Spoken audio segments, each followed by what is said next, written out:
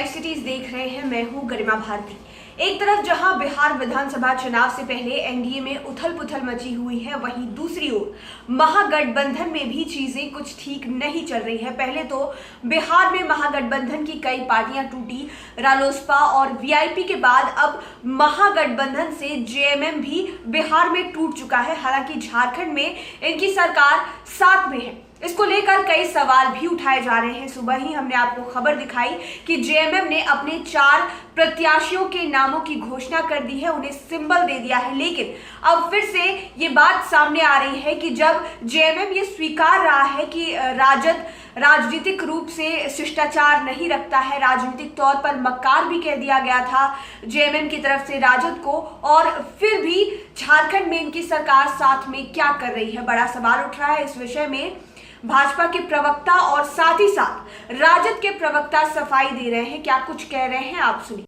हमारे राष्ट्रीय अध्यक्ष माननीय लालू प्रसाद यादव जी महागठबंधन के लिए हमेशा से त्याग करते आए हैं, चाहे वो बिहार का चुनाव हो या झारखंड का हो या लोकसभा चुनाव हो।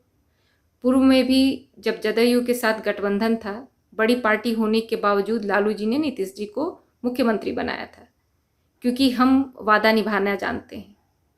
चाहे बड़े भाई के रूप में हो या छोटे भाई के रूप में हो, हम त्याग करना भी जानते हैं। झारखंड चुनाव में कई सीटें ऐसी थी जो हमारी हो सकती थी या जिसके लिए हम लोग जिद कर सकते थे, जैसे मनिका था, गढ़वा था।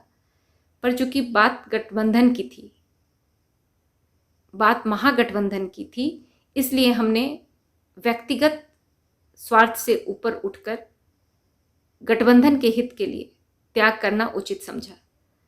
तो मैं बिहार चुनाव के लिए अपने सहयोगी पार्टी से यही उम्मीद करूंगी कि वो भी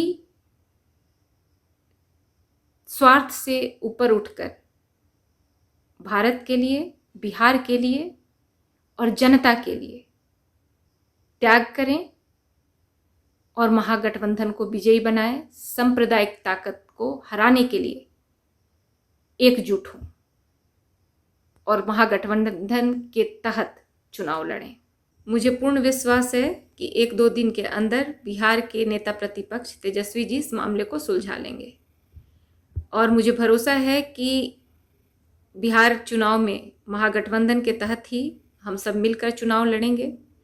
ऐसी छोटी मोटी नाराज़गी होती रहती है और चूँकि हमें बड़ी लड़ाई लड़नी है ऐसे विचारधाराओं से जो बिहार को, झारखंड को और देश को नर्क के तरफ ढकेल रहा है, हमारी युवा पीढ़ी को बर्बाद कर रहा है।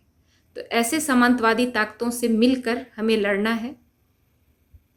इसके लिए त्याग भी करना पड़े तो हम पीछे नहीं हटेंगे।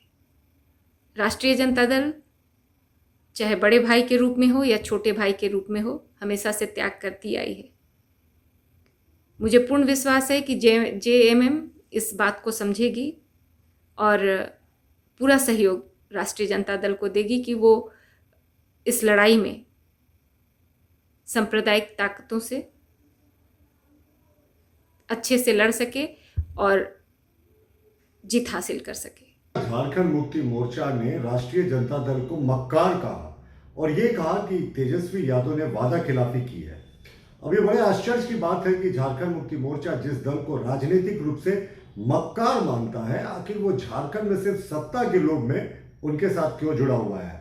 झारखंड मुक्ति मोर्चा ने लालू प्रसाद जी के सामाजिक न्याय के सहभागिता पर भी प्रश्न उठाया और ये कहा कि तेजस्वी जी ने बोलकर पनपने का कार्य किया है। लेकिन हम तो ये जानना चाहते हैं कि जब झारखंड मुक्ति मोर्चा जानती है कि राजद मक्कार है, उसका यहाँ की जनता के उत्थान से कोई लेना देना नहीं है, फिर वो उनके साथ सत्ता में क्यों है?